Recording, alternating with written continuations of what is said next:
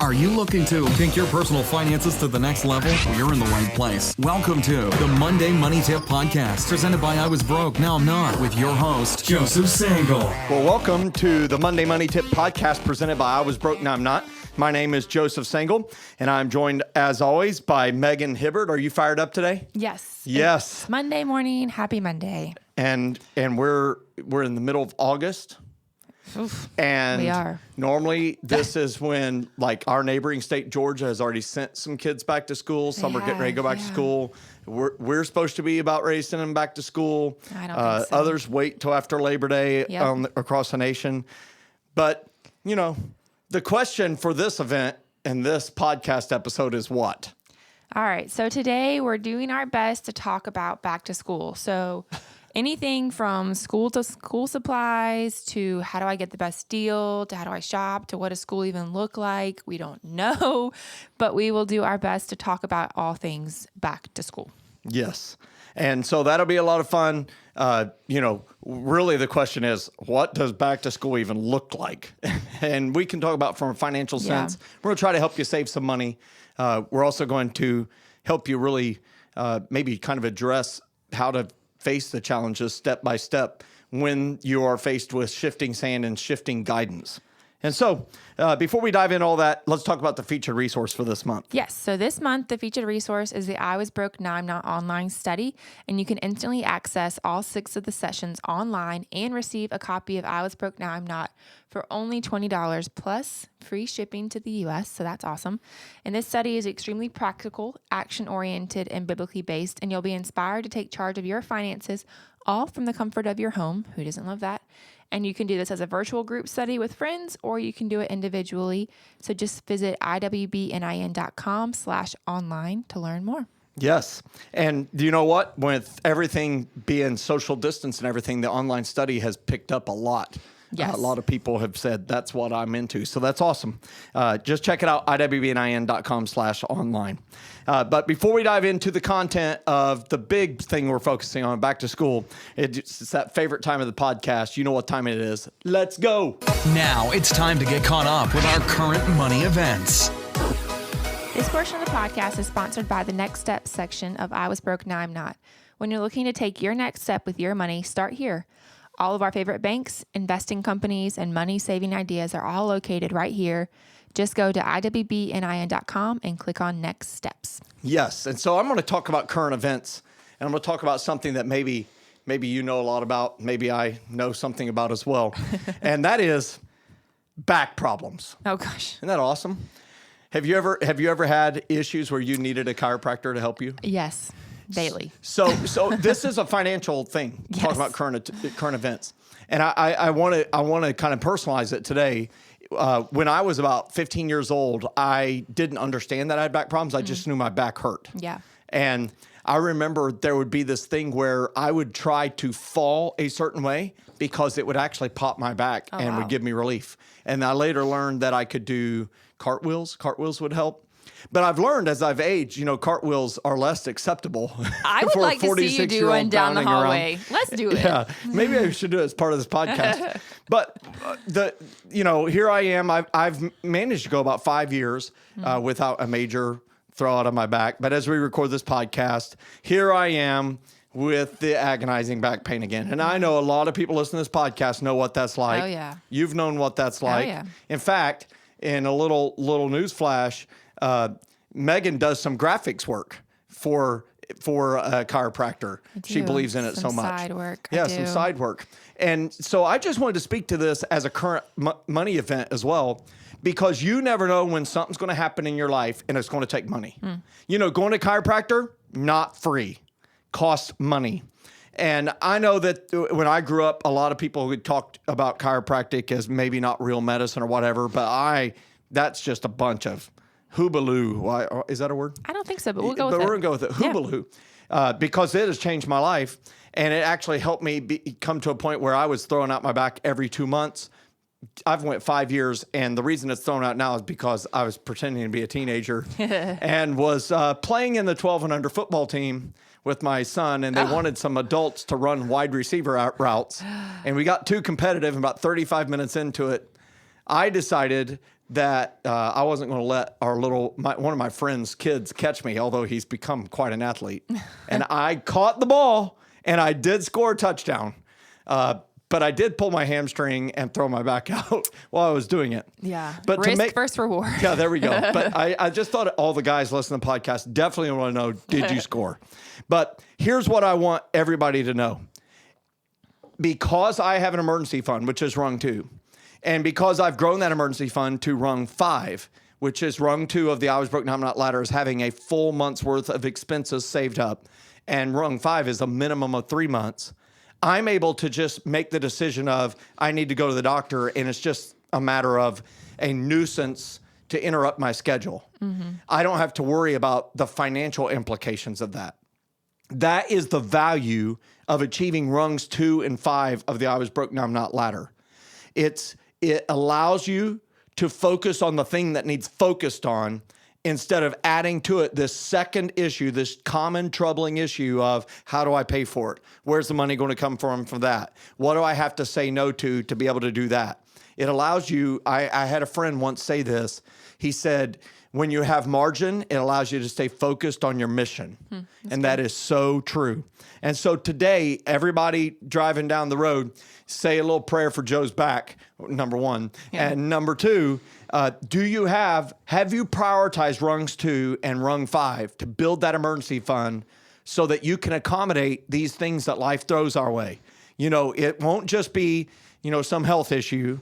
Every now and then you're going to have something with the car issue. And every now and then you have the thing with the appliance issue. And then something in the house is going to break or leak or something going to happen. And if you don't have an emergency fund, I'm telling you, you're going to have a life of stress.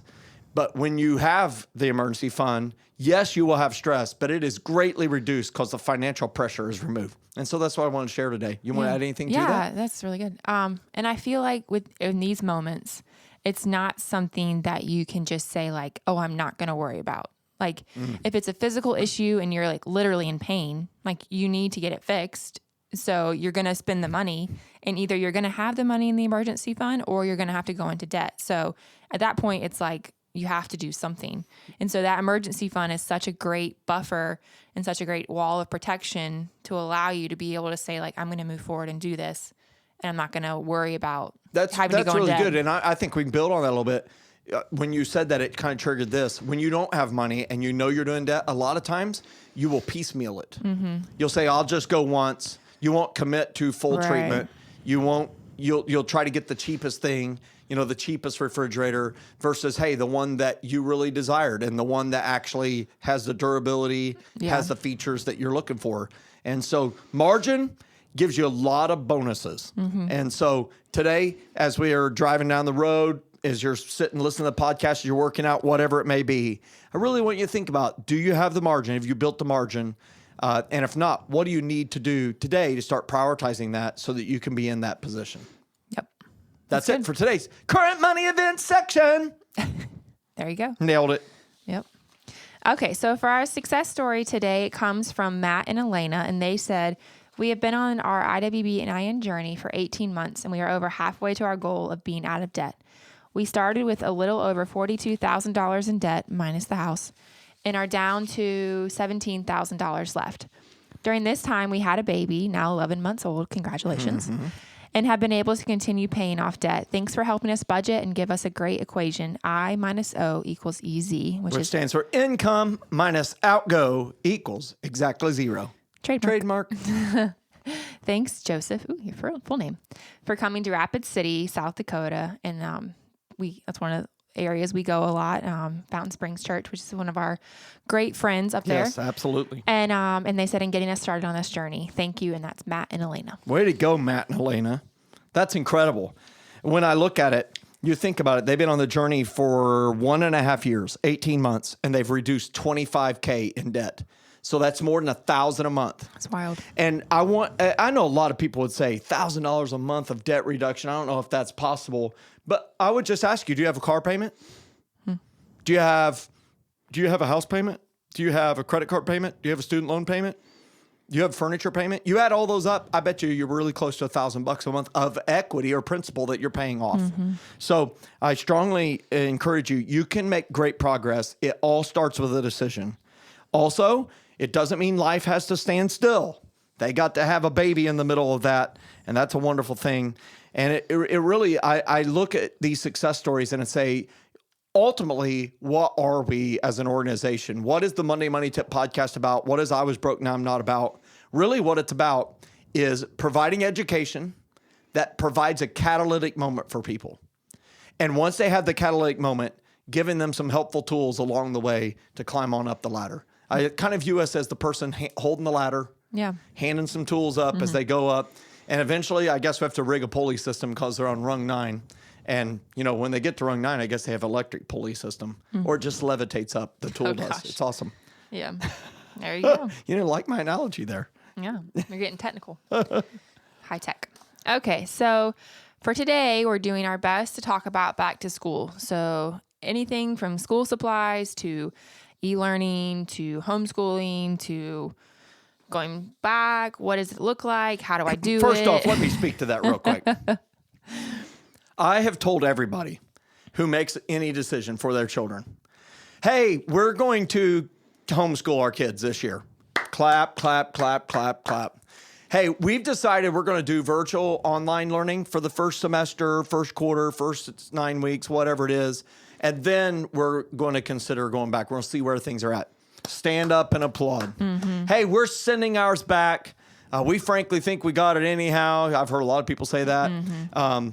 And they're going to social distance. Everybody's going to get it anyway. I stand up and a clap. I mean, it's just, it is so unusual to not be able to have clarity.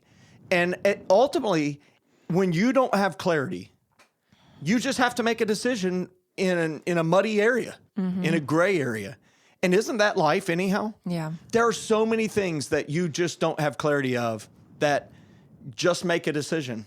And making a decision, and whatever the decision is, you can always make another decision. But I do applaud so many people for making decisions because ultimately, I kind of look at it from this curve of early adopters, and then the main crowd, and then the late adopters for technology, since this is now the technology podcast. Yeah. And I kind of look at it and say there's some that are early adopters, and that's kind of, those that adapt technology are early adopters. Also, those sending them back to school, they're early adopting school again. Yeah. At the end of the day, somebody's got to go first. And we all learn from the person who goes first. I remember when the beta, it was before DVDs, it was kind of competing with DVDs, was being sold. It was like $2,000. Laserdisc. Oh my gosh. Incredible digital quality. $2,000. Now, of course, you can buy a DVD player for like $7 at Goodwill, right? So it's that early adopters, they kind of pay a price, but they also, everybody learns from them. It helps everybody else understand. So I applaud it all. Whatever the decision you made for your family, have at it. We've made a decision for our kids, and we're still looking at it like, is that the right decision? I don't know if that's the right decision. Should we change it? Yeah. And I think every parent is there. Yeah. But either way, whatever you do with your kids, they're going back to school. And we have to buy stuff, school supplies, and get them ready for that. So let's give some tips on how to help with that. Yes. So just remember, it's a personal decision. It's your family decision. Whatever you decide is the best thing for your family. So don't let anybody make you feel bad about it. And we're going to dive into some tips. So first one is, when should you stop for school supplies? So a big thing for a lot of states, although a lot of states aren't doing it this year, which is super interesting, is the tax-free weekend. So I know South Carolina just had theirs, so sorry if you missed it. But other states are continuing to have theirs. I know Tennessee is actually having 2 this year, which is exciting for Tennessee. Wow. Maybe we all need to drive to Tennessee and get some more school supplies. It's not too far away. Yeah. So we have a link that will include of all the tax-free weekends and what the dates are and that kind of stuff. But this weekend really allows you to save on anything from computers to clothing to, if you're going back to college, to stuff for college. It is the gamut. And it also helps you if you're just a normal person. You don't have kids going back to school. I'm sitting here hearing this, and this matters a lot. Tennessee, like about I think it's about 10 states in the nation are income tax free, state income tax free. We're in South Carolina. We have a state income tax. We pay federal income tax, and we have a retail sales tax. Right. Well, in Tennessee, they have no income tax. And so how do they fund it? It's with a larger retail sales tax. And so for the state of Tennessee to offer a tax-free weekend is an even larger savings for their citizens. So it's really important. So Florida is income tax-free, Wyoming, Montana, I think South Dakota. It's pretty interesting that they would offer a retail sales tax because that is a lot of money that flows. Pretty interesting from a financial standpoint. All right. Another thing to note is a lot of stores have specials. So on top of the tax-free weekends, a lot of stores will have a special running that weekend.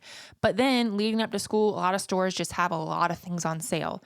So make sure you're looking at that. Make sure you're, checking and seeing what all has the best deal. Is it Target? Is it Walmart? Is it Amazon? Is it Michael's or Home Depot, or I don't know if you buy anything Home Depot, but Office Max, whatever it is, look and see who's giving you the best deal, because that's going to help save you money, which is always very important. Absolutely. So we're talking about where to shop for school supplies. I think it's important to understand that you can get rebates, and you've seen the commercials probably for this Rakuten, which is kind of a program where if you use their app and shop through your regular site like Target or Walmart or any of them, you can actually get a certain percentage of cash back. Usually it's 1 or 2%. Some of them it's a little bit more, but that's something to check out as well because it allows you to save money, get you that rebate. Of course, you can still shop at your favorite store like Target or Walmart. And then Amazon, of course, is where you can find tons of stuff. You can have it delivered very fast. But I do encourage you to price shop elsewhere. They do not always have the lowest price. So one thing to note about Target that I didn't know until I had a kid is Target has this line of kid clothes called Cat and Jack. And they have a 1-year warranty on them, which is huge if you have kids that can do any sort of movement. So walking, running. I know Logan, my son, is full on walking, running. He falls down, he plays in the dirt, he gets them dirty, whatever. They get a hole in them. You just take them back to the store. They'll give you a new pair as long as it's within that year. That's huge for parents that have kids that do any kind of anything. Yeah, so, like my son. Yes. So make sure you know that. Also, another note about, I know you mentioned Amazon. We put together a shopping list for you. So if you're like, hey, my kids are going back to school. Hey, my kids are doing e-learning. I'm doing homeschooling. I need some back to school supplies. I'm busy. I don't have time to figure out who has the best deal, or I don't have time, whatever. We put together a list for you. So I'll include a link to that. You can just click on the link, pick up whatever of those items you want, put them in your shopping cart. They'll be delivered right to your door. Give some examples of what's in that shopping list. Yeah, Is this like crayons, glue, markers? Yes. All those things. There's a couple lunch hand boxes sanitizer in wipes. there. Lunchbox. Lunchbox. There is, mask options, different things like that. So anything that you might need if you're going back to school. Also, if you're like, the list is missing this, let us know. We'd love to add it to it for other people to be able to pick that up.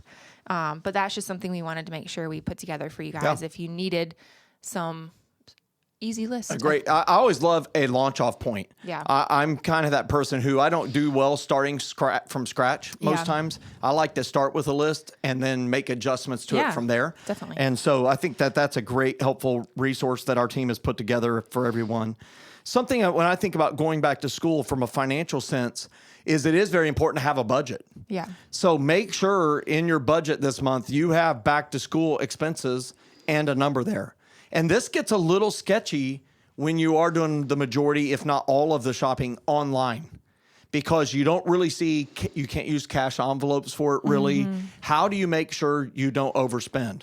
Well, a couple of ways that we found that work for us is me and my bride, we still pull out the cash. And then whenever we make the purchase online, we go pull that amount of cash out of the envelope and put it in an envelope called back to the bank. And so that's one little trick that we've done. And that way we make sure we don't overspend. The second way to do it is to keep a running list. Every time you make that transaction, have it sitting at the computer or have it in your pocket, have it in your purse where you're You're probably making a lot of the purchases on your phone. If you're like me and you still sit down at a desktop computer or a laptop, you can store it in an Excel spreadsheet. Right. For us nerds out there. But you know what? It's nerds make the world run, I guess. But here's what I know is being able to keep track of that and not overspending is super important. Because a lot of times we can fall in love with the Cat and Jack stuff. But it's and then we can end up with 10 Cat and Jack stuffs because our kids are so dang cute in it anyhow. They are. And so make sure you have a budget. And one way that we've done this for Christmas. We've done this for special events that we're having at the house or a repair job at the house is we use the mini budget tool. So the mini budget tool is you can say, hey, okay, I don't really know how much I need for back to school, so let me start listing it in the mini budget. Okay, I need clothing, I need school supplies, I've got to get that iPad because we're going to do e-learning at the house, I need a set of Bluetooth headphones, whatever it may be, and put your amount of money next to it. That helps you know what needs to be in the budget. And then vice versa, it allows you to keep track of it once you have started making the purchases. You can put the real numbers that you've paid and help you make sure you stay on track and don't blow up the rest of your budget. Yeah. So I think the nice thing about this time of year, we're still mid-August right now. A lot of schools have decided they're not going back till September. So maybe you're going back now, maybe you've already gone back. But if your school is going back in September and you still have some time, that allows you to create that list of knowing these are the things I need.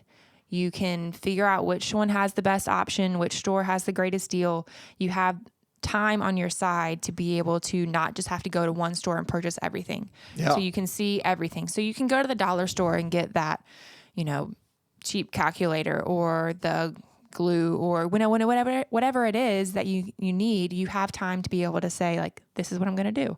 So, and we've also put together a huge list of all of this stuff. So we have everything from when to shop to how to shop, where to shop, everything like that we put together.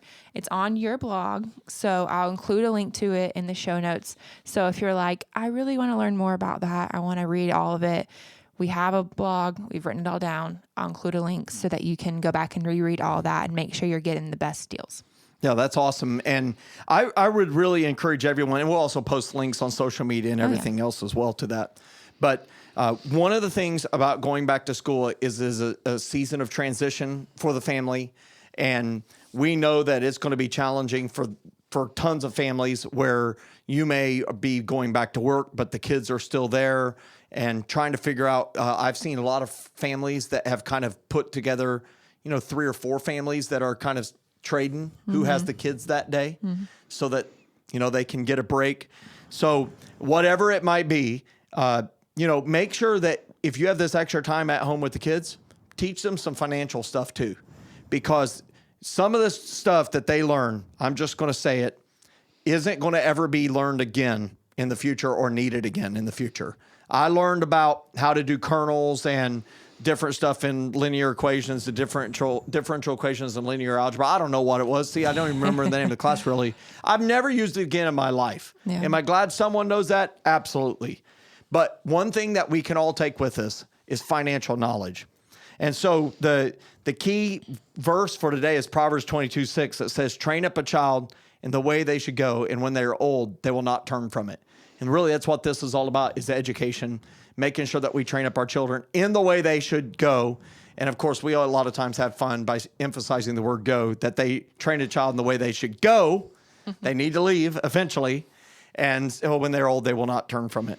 Yep. And so I'll just summarize where my family is at. My oldest is a junior in college this year. Unbelievable. Could have graduated this year, but she's choosing to get 2 majors, I guess, and go the full 4 years. And then my next one is 5th grade, last year of elementary school. And then my baby girl is a 1st grader. And so I've got them across the map. We've been doing this back to school thing for a long time. Trust me, this article that we posted on the blog, hugely helpful. I encourage you to check it out. It'll help you save some money, get some rebates, and make sure you don't miss on some key items that you need. Yeah. All right. So our next episode, we're going to talk about defining financial boundaries with children. So this is something that we see affecting so many parents and grandparents, which is crazy. Yes. And now my parents continually tell me how blessed they are that they have 6 sons. They didn't have any daughters. They tried for another daughter for the 5th one, and it became me and my twins. So they had twin boys. They gave up, thought they'd have triplet boys next. So they gave up. And they say how blessed they are to have 6 sons who do not rely on their parents for anything to support them. And they say this because apparently they have several friends. Now, my parents are like 80s, and they still have several friends their age who are financially supporting their grown children who are in their 40s, 50s, and 60s. This is a problem. And those parents are not happy to have to be, paying for basic things. We're going to try to help you set helpful, healthy financial boundaries for your children so that they do go and they come back only when they just want to visit you because they love you so much and to bring you good gifts like grandchildren. Yes. So setting good financial boundaries today allows you to say goodbye to them later and not have to support them when they're adults, when they should be supporting themselves. And we cannot wait for this episode. We've talked about this with our team even. Man, this is a touchy subject. Sticky. Woo! I even talked about it when I was on vacation again, and it was touchy within our family. So my wife's family. So this will be interesting. We can't wait for that. All right. And if you like today's episode, please help us get this podcast to others who could benefit. You could do this by quickly rating our podcast and leaving a review. And these ratings and review will help make our podcast better for other listeners. And if you've implemented one of our tips, make sure to share your success story with us. You can email it to us at info@iwbnin.com or social media networks, whatever works best for you. We'd love to hear from you. Any financial or final financial words of wisdom for everyone, Megan? I think as we're going back to school, we're all navigating this new season. So give yourself a break. Like, you're doing the best that you can, and that's all people can ask for, And I'll add one to it. Give your coworkers a break too. Yeah. They've got kids, and they're having to deal with the school thing too. They might have to show up a little bit late. They might have to leave a little early. Things are weird. Yeah. Continue to give good grace. It's good. All right. Peace out. Have a great Monday, everybody. Get fired up. We'll see you next Monday. Thanks so much for listening to this episode of the Monday Money Tip Podcast, presented by I Was Broke, Now I'm Not. If you enjoyed today's episode, please leave a review and subscribe. And for more great content and to stay up to date, visit iwbnin.com. We'll catch you next time.